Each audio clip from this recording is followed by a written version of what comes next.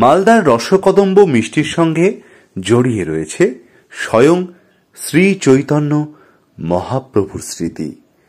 ছোট আকারের রসগোল্লা, সেটা ঢাকা ক্ষীরের পুরু আস্তরণে, উপরে পোস্ত দানা, অবিকল কদম ফুলের মতো দেখতে লাগে এই মিষ্টিটিকে।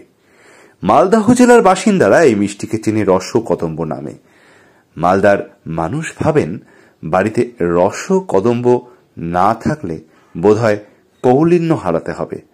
তবে মালদার এই মিষ্টির সুখ্যাতি ছড়িয়ে রয়েছে গোটা বাংলাতেই। কিন্তু অনেকেই জানেন না রসকদম্ব মিষ্টির সঙ্গে জড়িয়ে আছে মহাপ্রভু চৈতন্যদেবের স্মৃতি। তখন গৌড়ের সুলতান হোসেন শাহ। হোসেন শাহের রাজত্বকালে গৌড়ে এসেছিলেন স্বয়ং চৈতন্য মহাপ্রভু। গৌড়ে তিনি একটি কেলি কদম্ব গাছের নিচে রূপ সনাতনকে দীক্ষা দেন। এই দিনটিকে স্মরণীয় করে রাখার জন্য সেই সময় গৌড়ের একজন প্রসিদ্ধ মিষ্টির কারিগর একটি মিষ্টি সৃষ্টি করলেন। কেলি কদম্ব গাছের নিচে শ্রী চৈতন্যদেবের এই দুই পরম ভক্তকে দীক্ষা দান করেছিলেন, তাই এর নামকরণ করা হল রসকদম্ব। রসকদম্বের স্বাদ অতুলনীয়।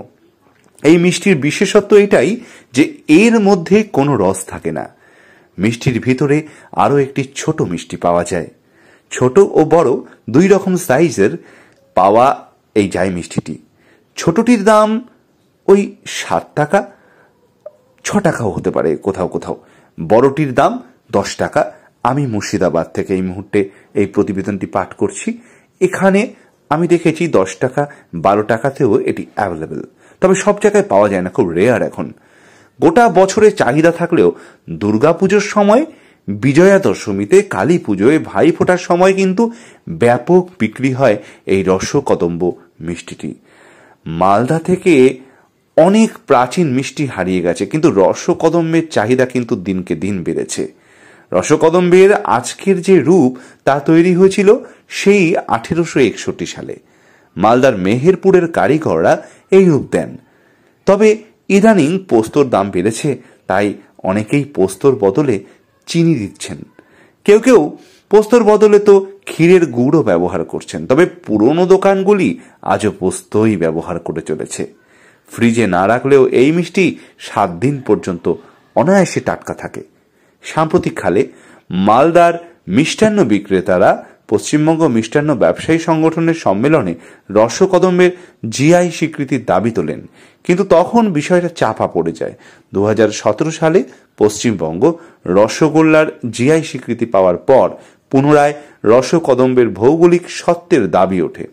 মালদহের মিষ্টি ব্যবসায়ীদের আশা শীঘ্রই জিআই স্বীকৃতি পেতে পারে রসকদম্ব। আমি এতক্ষণ যে প্রতিবেদনটি পাঠ করলাম সেটি আমি ফেসবুক থেকে সংগ্রহ করেছি, এবং ফেসবুকের সেই পেজের নাম যেখান থেকে আমি এই লেখাটি কালেক্ট করেছি সেই পেজের নাম অহর্নিশ। আমি অহর্নিশকে জানাই, ফেসবুককে জানাই, একই সঙ্গে আমার ইউটিউব চ্যানেল যার নাম এন্টারটেইনার রনি, তার তরফ থেকে আন্তরিক ধন্যবাদ। আপনাদের জানাই অনেক ধন্যবাদ এতক্ষণ মন দিয়ে প্রতিবেদনটি শোনার জন্য, চ্যানেলের সঙ্গে জুড়ে থাকার জন্য। এই ধরনের আরও ভালো ভালো এই ধরনের ইনফরমেটিভ ভিডিও পেতে, অন্যান্য ভিডিও পেতে প্লিজ লাইক করবেন, কমেন্ট করবেন, শেয়ার করবেন ভিডিওগুলোকে। আর চ্যানেলটির পাশে থাকার জন্য চ্যানেলটিকে সাবস্ক্রাইব করতে ভুলবেন না। আর প্লিজ নোটিফিকেশন বেল বাটনটি অন করে রাখবেন, যাতে ফার্স্ট আপডেটটা, মানে ভিডিও আপলোডের সঙ্গে সঙ্গে ফার্স্ট আপডেটটা আপনি পান। নমস্কার, খুব ভালো থাকবেন।